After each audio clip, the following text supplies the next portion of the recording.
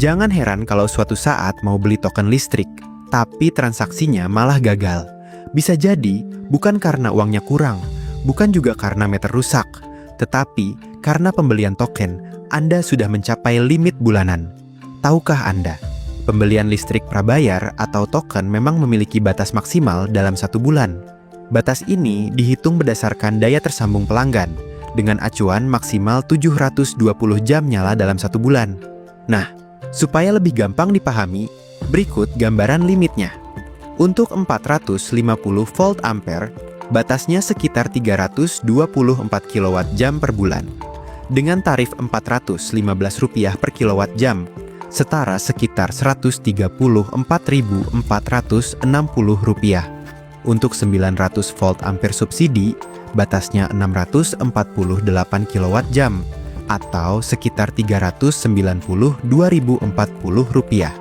Sedangkan 900 volt ampere non subsidi atau RTM tetap memiliki batas 648 kWh, tetapi karena tarifnya Rp1.352 per kWh, nilainya sekitar Rp876.096.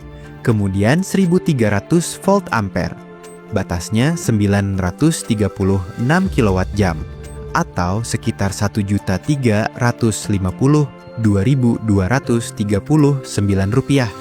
2200 volt ampere, batasnya 1584 kWh atau sekitar Rp2.288.405.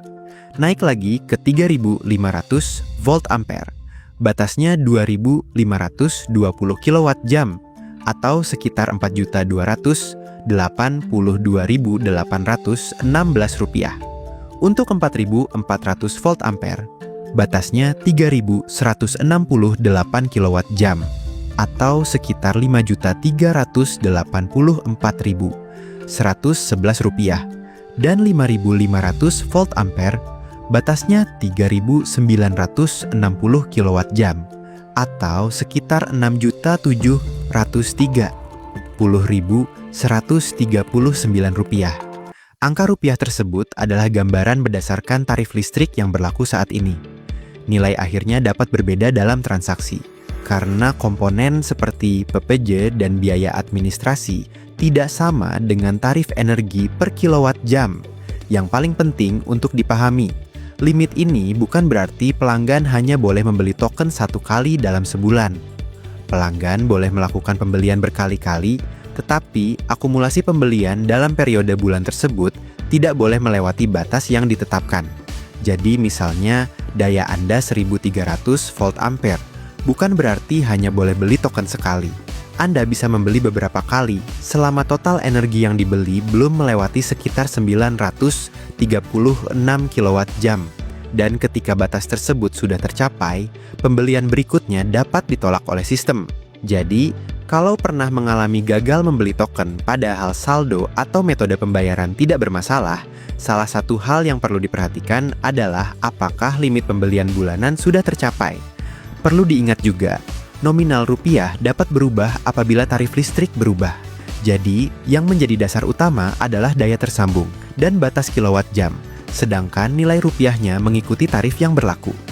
Jadi, sekarang jangan sampai ketika token tidak bisa dibeli, langsung mengira ada masalah pada meter. Bisa jadi pembelian Anda memang sudah mencapai batas maksimal dalam 1 bulan. Kalau informasi ini bermanfaat, silakan simpan dan bagikan kepada orang lain agar semakin banyak pelanggan yang memahami sistem listrik prabayar dengan benar. Untuk pembahasan kelistrikan lainnya yang ingin Anda ketahui, tuliskan di kolom komentar. Terima kasih.